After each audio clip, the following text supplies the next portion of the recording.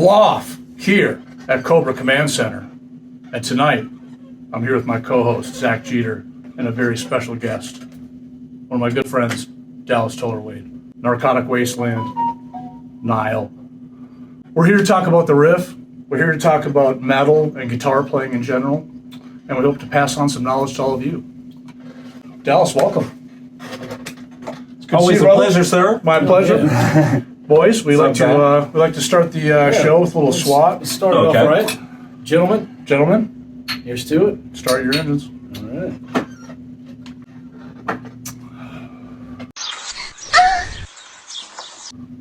Fantastic. So we got to kind of travel back to what got you started to play, and I know that's a question that everybody who you do an interview with probably asks you. But this is a little bit longer form where they can see, and what got you going even with guitar? So a lot of people might not even know you started with drums. Right. What gave you the transition from drums to picking up the guitar?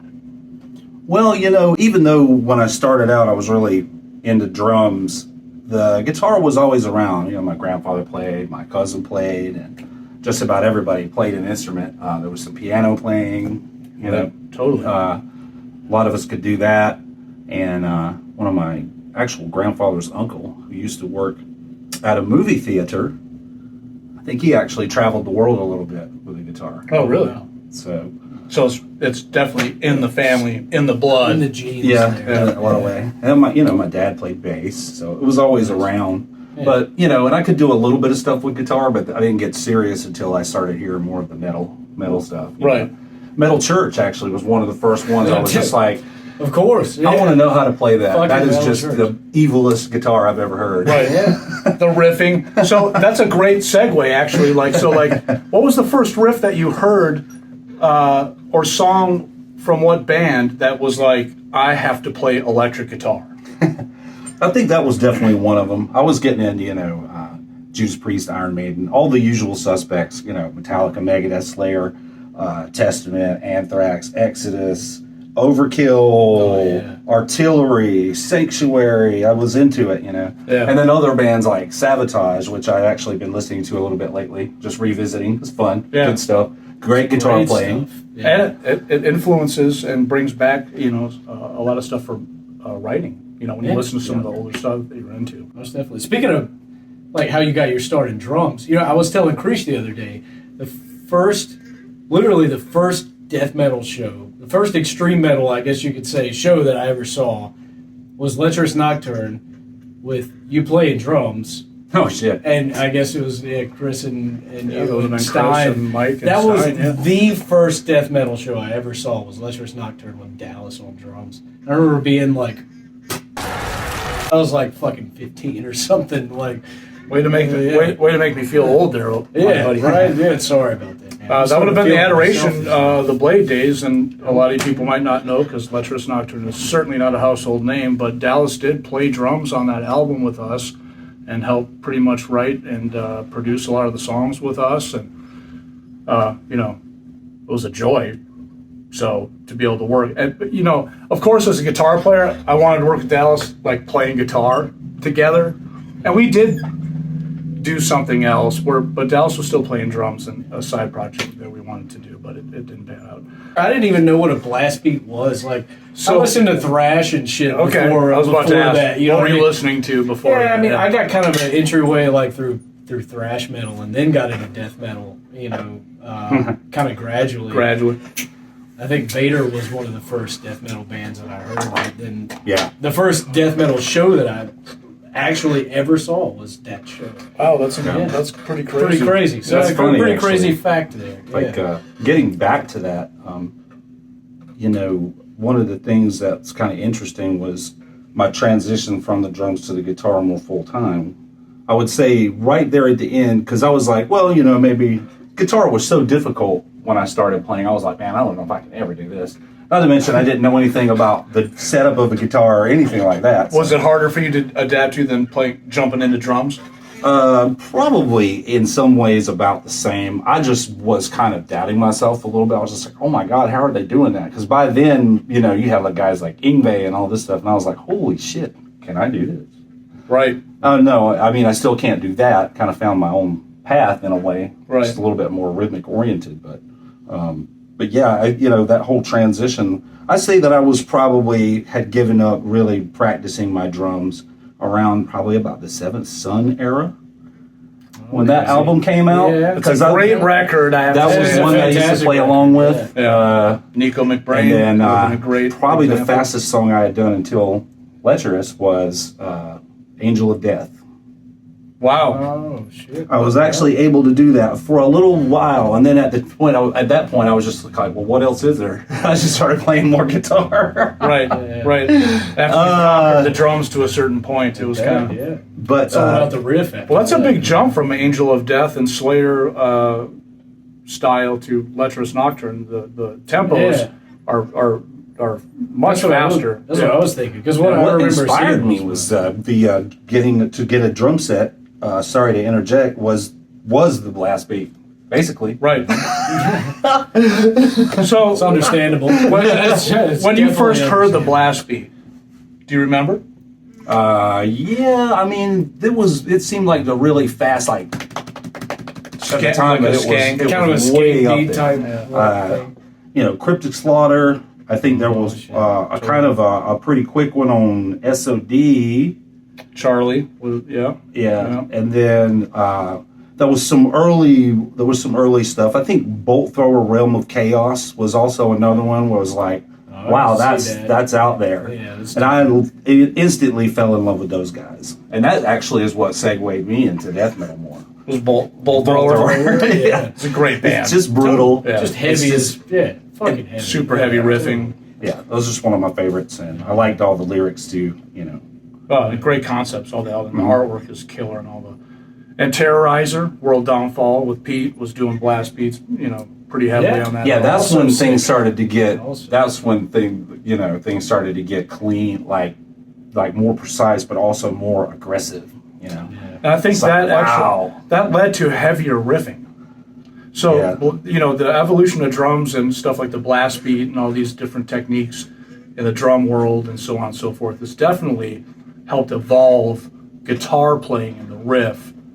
Yeah, well, it forces you to tighten up. Like having, with the way that drums have evolved, guitar, I mean, it all has to evolve together, but True, but even like the blast beat allows the guitars to even do things that it couldn't do before with new patterns and faster stuff that didn't make sense with like a standard skank beat to a certain tempo before. Yeah.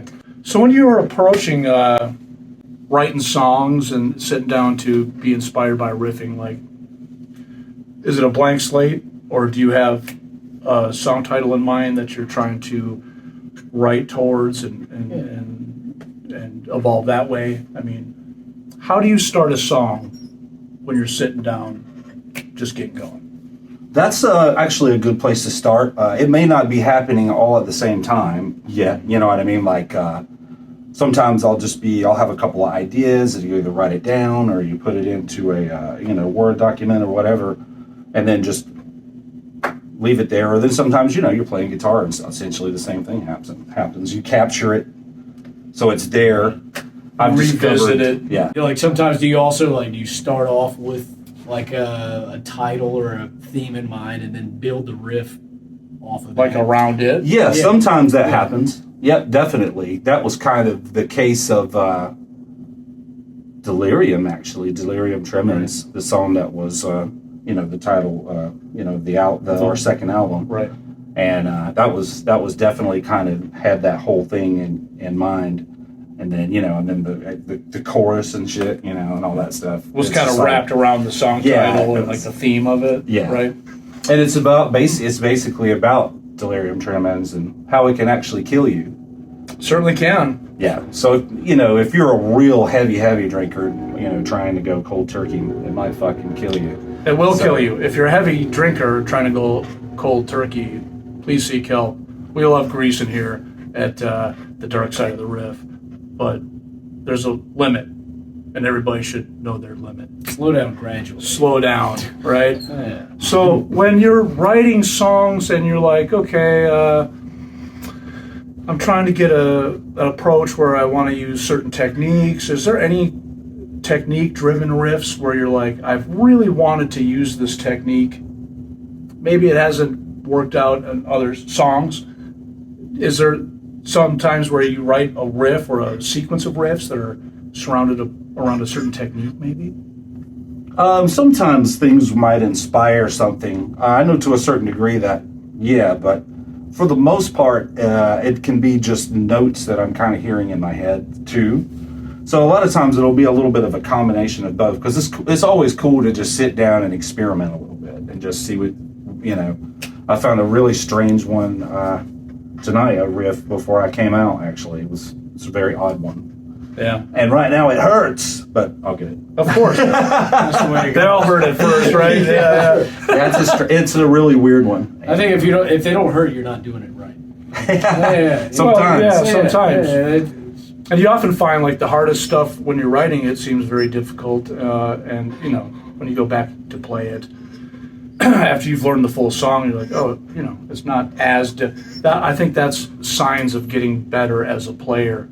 When you feel like a really difficult track, man, that gave me a hard time, and then later on you're like, kind of a breeze. To me, that's like a stepping stone where you're ready for much more difficult material. Yeah, I think that's where like writing above, at least slightly above your ability, is always a good thing. Like whenever you're writing, try to like incorporate things that you're not sure whether or not you can do, but just slightly maybe outside your comfort box. You don't always want to go like too crazy, but just pushing it that little bit further and having to relearn it and Without push a yourself. doubt. That's 100%, because I think that's here, key. you can go to any channel and learn how to go whittly, whittly, whittly. And we're going to get into that because Dallas is very good at soloing. But one of the best. One of the best in our genre, for sure. Like the death metal Paul Gilbert over. Sure, the death metal dime bag, because Dime could actually riff and solo and write good songs.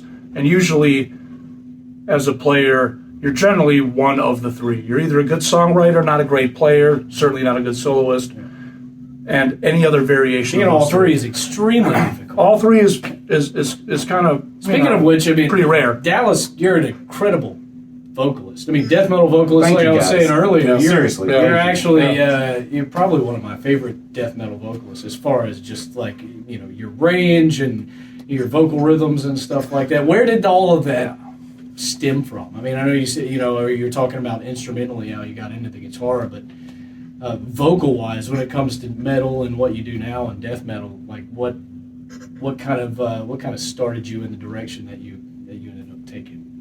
Well, style, I guess. as far as we can go. Let's take it back a little bit further. As far as just singing and playing, for instance, I guess that started about the time I started playing, or probably within that first year. And it was because I couldn't find anybody else to do it. Right, so out of necessity. Yeah, so I was like, well, let's just do this and I'll do the best I can. It wasn't great. I at least sang in key, but it wasn't great. You know what I mean? You got to start somewhere. You got to start. Because back then, that was like 87, 88 when I started doing And all that shit. stylistically, you're still exploring new territory because, death metal was just kind of coming around then. Oh, yeah. Yeah, actually, in my high school band, we used to cover Sanctuary's Battle Angels. Oh, sick. And I used to My favorite high school Sanctuary band. song. I would go back and watch. that's so I wish I sick. could find. I don't have that one, but I do have another song where I've actually got the video of me back then, singing really. Respect Laurel Dane, rest in peace, brother. Yeah, rest in peace, man. Yeah. Seriously. He was my spirit animal many times. Well, and you know what? Your vocals actually, because you know what? All that being said, a lot of people can go real low, real high, and some of them have good range. But it's about articulation so people can understand what you're saying, because, without that. I really try, but I also just want it. I'm not really thinking about being growly or guttural or anything like that. For me, it's just kind of punk rock. I'm just Getting the point across. I'm just screaming, some hate, some angst, You know, Yeah. that's it. Like, That's just your natural I'm probably projection. talking about something that's utterly disgusting, anyways. Right. And what else would fit that? You know, something that really builds, you know, gives you that fire, that power. Yeah. And then the riffing, driving all that, and the idea and everything, and like, you know, and all, just all of it. The music and the concept all being one big ass expression, you know. Right, instead of separate like slivers on their own that like, oh, that's a very impressive riff, or oh, that's a really impressive drum beat. The magic is making all those impressive pieces coagulate together, you know, to a point, a spearhead that makes sense altogether, which is the song, right? Mm-hmm. So do you write riffs around your vocal? Do you have a vocal pattern in mind sometimes that you'll like, okay, I got this vocal idea and now I got this riff that goes to that.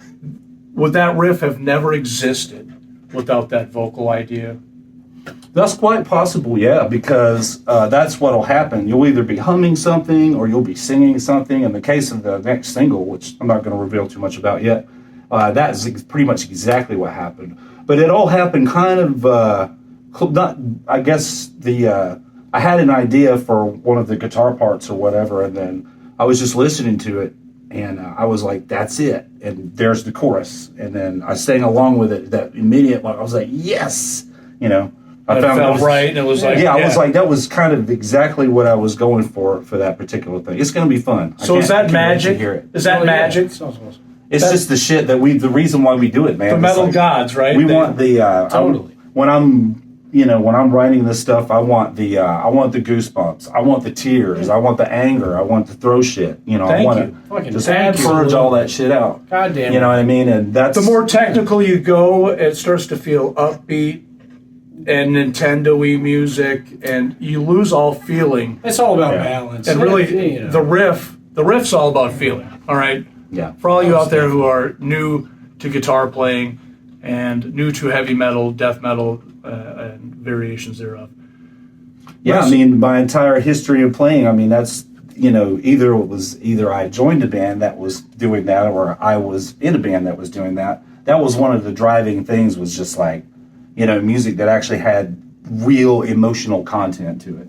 That's and so important. You know, it has weight, for sure. Yeah, you know, and I wouldn't say that, some people may say what I do is technical on the guitar, but it is inherently because of the music you're playing. Yeah, I always just like, well, you might have to have some chops to play it, but, you know, that's never necessarily, ooh, I'm going to make this technical, you know, just.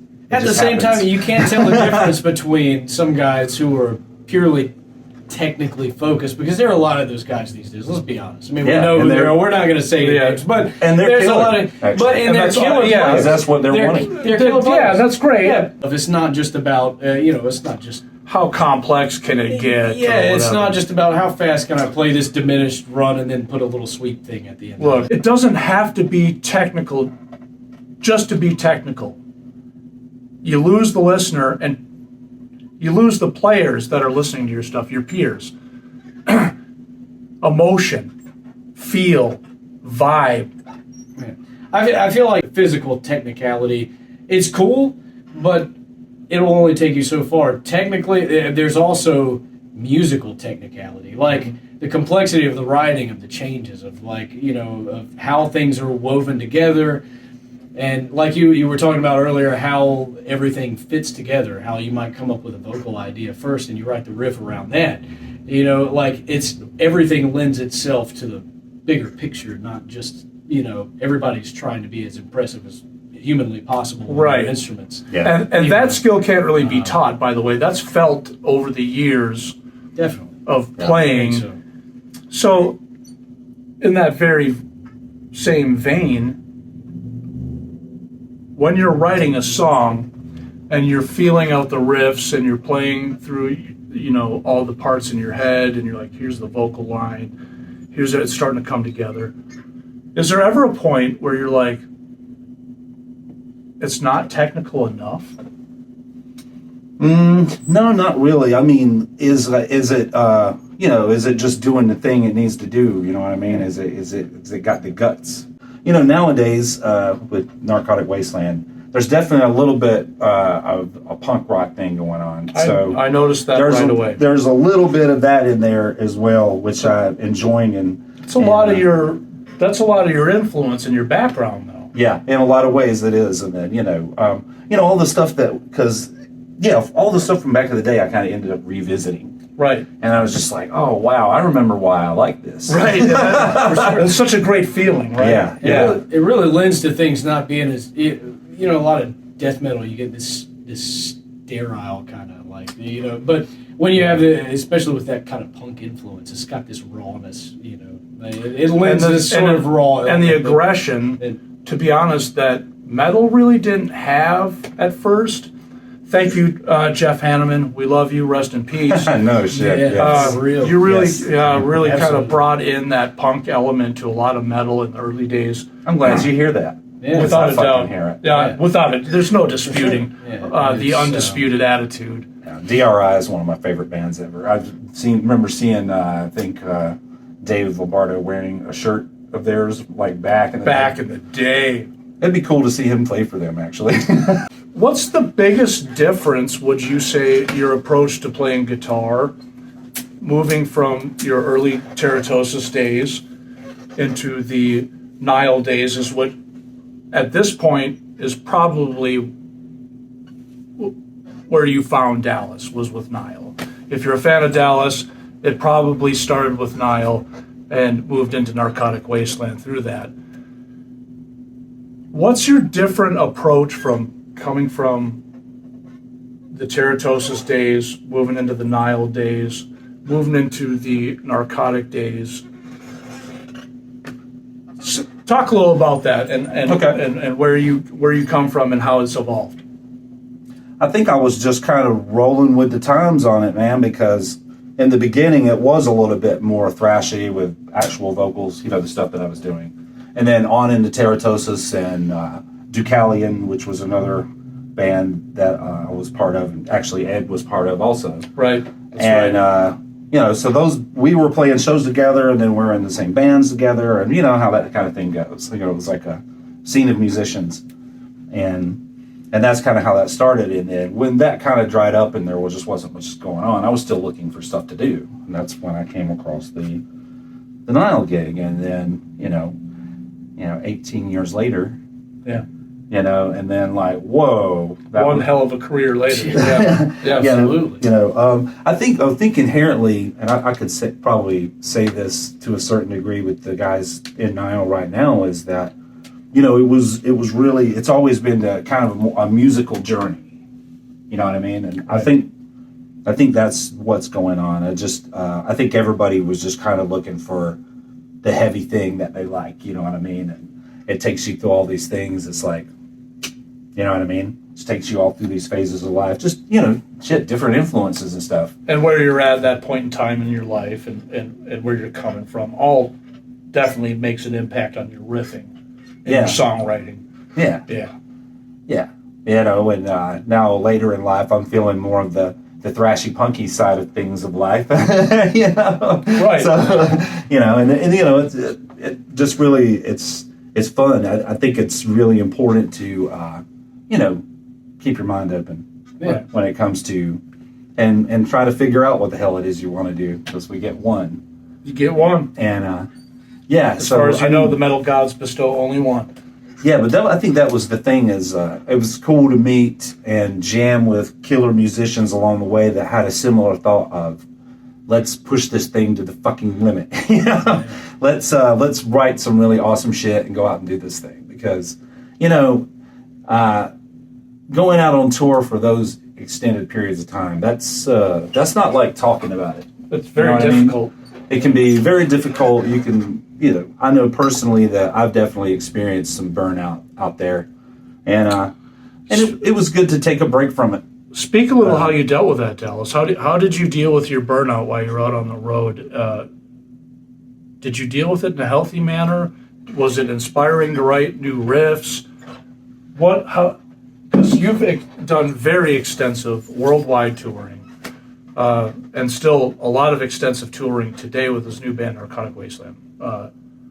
So now's a good time for you to talk to some of the fans out there that how grueling touring really is, and even at a level that you have been at and are at, it's still fucking grueling, right? It's not. It doesn't. It gets slightly easier, but not much. Yeah, and it really is the traveling aspect of it. I mean, that's really for me, probably the toughest part in the way of just not getting, adequate sleep. I'd say that's probably the worst one, but you just have to give yourself a physical rest for a while. I mean, it's not like undoable, and actually I've even come off tours feeling physically better. But you can't be stupid out there and be, drinking crazy every night and all that shit. There's no time for it. Yeah. And, you have to force yourself to eat lesser amounts, and you're not gorging yourself. You eat when you can. Yeah. If you're not on a tour bus with a driver, you may have to drive. You might be the designated driver that night. Yeah. And do not fuck your band over. And don't ask me how I learned that. We've all learned it the hard way, actually. Yeah. But actually, I enjoyed doing a lot of the drive-up. That's just it, it's really the physical aspect of it that just drains everybody. I wouldn't recommend. I mean, sometimes you got to do what you got to do, but about 5 weeks is like the maximum. When you started to transition out of Nile, tell the people what tuning you were in with Nile, and what string gauges you tended to gravitate to for that style of riffing. Well, Carl actually turned me on to the 70, like for the big A string. So it was the big it's like a drop tuning, and the bottom strings in A. The rest of the guitar would be, if it was standardly tuned, the guitar would be in B, but that one string is dropped down to A. Yeah. And that was a surprise to me. I didn't know. Well, I had tuned my whole, when I tried out for the band, I tuned my whole fucking guitar down A. And I was like, so you had to tune back up and then right there on the spot a little bit. Yeah. And still got the gig somehow. No surprise. Yeah, no surprise. I think in my heart, I've always been a little more on the thrashy, and people don't even call it. I mean, all these genre names. You know what I mean? It's all metal, it's right? Like, what happened to speed metal? Is that still a thing? It's just metal. Deathcore. It's just metal. We'll just piss everybody off. Deathcore. It's just metal. There have been all these different flavors of it, or whatever, but it's all metal. It's all metal, and we all influence absolutely. each other. And if you guys are out there being a bunch of elitist posers, then go fuck yourselves. Fuck off. It's all metal in the end. What's really important is the riff and the evolution of the guitar, the craft, and the playing. Everything else is bullshit. So when you see these new bands out there and they're utilizing things from death metal, black metal, hardcore, deathcore, whatever it is. It's the way it should be done. It's the way it should be done. Take it all and put it together. Take it all and take the best from all of the elements that you've learned and put them all together. Because the most important thing, you don't write a song off a good drum beat. It might start from there, but the song is all about the riff. You don't write a song around a solo. I don't give a fuck about you Yngwie Malmsteeners out there. But really, riff is king. It writes all the songs. It's the melody that you remember. I can't argue with that.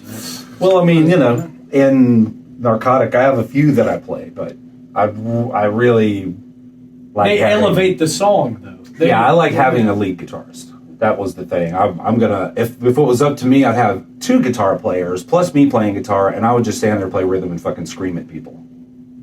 Because that's kind of what I do best. I mean, I have done some pretty cool solo stuff, but it was never like a real focus. Right. You know what I mean? Like, I can kind of sympathize with that. I understand that, because the most satisfying part is writing the song and just like screaming angry shit at people and like spitting a hot venom and playing brutal riffs. Right. And, like, the whole the sum of the whole, really, right? Instead of just focus. Yeah, totally. Like I can speak because specifically in my band Olkoth, Hunter Ross, he's way better solo player. He's an amazing soloist. He's Great guitar player. Shout out to Hunter Ross. Absolute shout out to Hunter Ross. He's fucking sick. Well, he's good friends with Brett. And Brett Lee, that also plays with Narcotic Wasteland, who is an incredibly sick guitar player in his own right. Both of those guys are sick. He actually plays his feeling and soul too. Feel over technicality. which kind of feeds back to what we were talking to in the long run. Yeah, somebody All that day. you can remember and playing that you can For sure. remember. Yeah, Right. can you get the riff stuck in your head and Right. you're like hum it? Like, you know, if you can't do that, then there's chances are it's not worth remembering. You heard it here first, guys. We're sitting here with two serious assassins, okay? These guys can fucking riff. All right, and they're telling you right now that the feel is as important as the technicality of a riff. Never play the riff to be technical, just to be technical. Dallas, we've taken up a lot of your time tonight, brother, and I really want to thank you for coming by. What's going on in your world right now? Right now, I'm just finishing up the final details of the album where we plan on releasing another single. Awesome. And it's pretty much ready to go. Just got to, edit it. Well, not edit it, but mix it. And it should be good. Well, and then edit the actual video part of it is what I was really saying. So we're trying to do a new sort of thing. It'll be a little bit different from the last video we put out.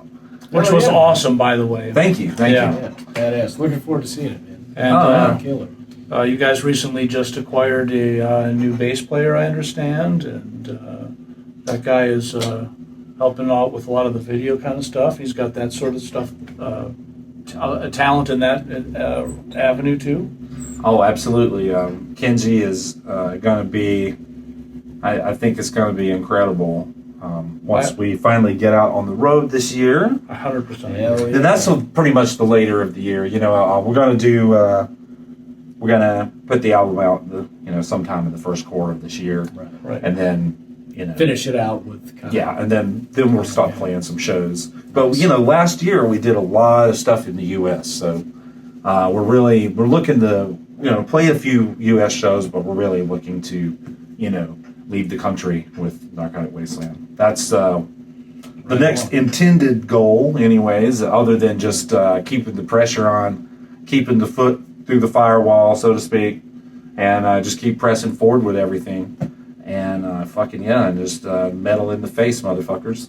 Hell, Damn yeah. right. Good. So, All right, fellas. tonight, on the dark side of the riff, we want to thank you for sharing this experience with us tonight. Here's a little segment called Greasing with Creesh. Here you go. All right. Here's to Greasing it. with Crease. Cheers, brother. Thank you Cheers. guys too, man. Thanks, Yeah, Dallas. Thank you, man. All right, here we go. Grease up, guys, and grind on. Cheers. Fuck yeah. Thanks, brother. Hell Thank you yeah. guys. I really appreciate it, man.